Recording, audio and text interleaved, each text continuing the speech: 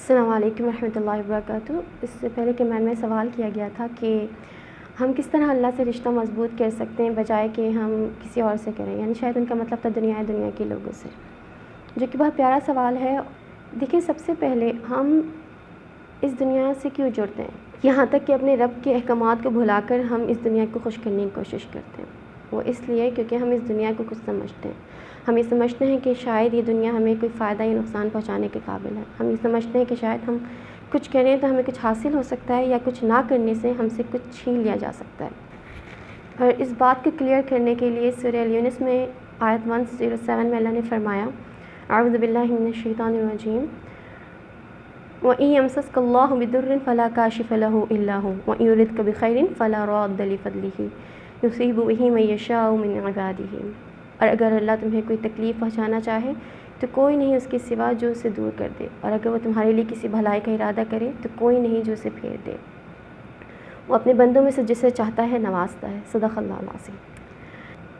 اس آیت کو اپنا عقیدہ بنانے کے بعد جب انسان یہ سمجھ جائے گا کہ یہ دنیا اس بات کی مجال نہیں رکھتی کہ اسے کوئی فائدہ یا نقصان پہنچا سکے، کوئی اس بات کی مجال نہیں رکھتا کہ اگر اللہ اسے کوئی فائدہ دے تو کوئی اسے نقصان پہنچا دے، یا پھر اللہ اسے تکلیف میں ڈالنا چاہے تو کوئی اسے پھیر نہیں سکتا، تو پھر انسان اس دنیا سے کیوں ڈرے گا؟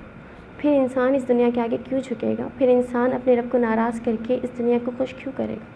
جب وہ جان جائے گا کہ اللہ ہی مددگار ہے، مشکل کشا ہے، اس کو فائدہ نقصان پہنچانے والی ذات ہے، اسے مشکلات سے نکالنے والی ذات ہے، اور اس کے کام میں کسی کی دخل اندازی بھی نہیں ہے، تو وہ اپنا رشتہ صرف اللہ سے مضبوط کرے گا، اس کی نظریں اللہ پر ہوں گی، وہ اللہ کو خوش کرنے کی کوشش کرے گا بجائے کہ وہ اس دنیا کو کرے، اور اس لیے وہ اپنے رب کے احکامات پر عمل کرے گا، اور اپنے رب کے احکامات پر عمل کرتے ہوئے وہ کئی گناہوں سے بچ سکتا ہے، اور اس طرح اس کا رشتہ اللہ سے مضبوط اور خالص ہو سکتا ہے۔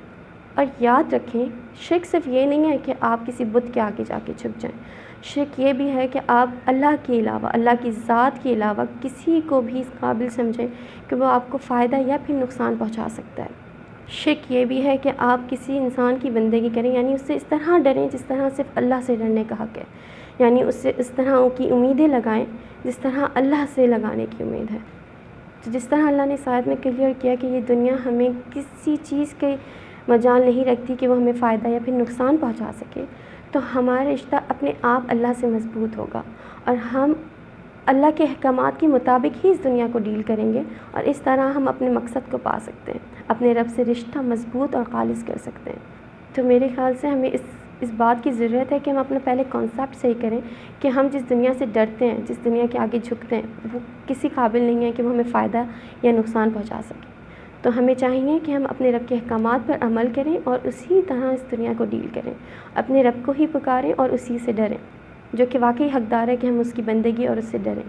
تو اس طرح ہم اپنے رب سے رشتہ مضبوط کر سکتے ہیں بجائے کہ ہم اس دنیا سے کریں۔ I hope answer the question. اگر آپ کی بھی کوئی رائے ہو، سوال ہو تو شیئر کیجیے گا۔ اللہ حافظ۔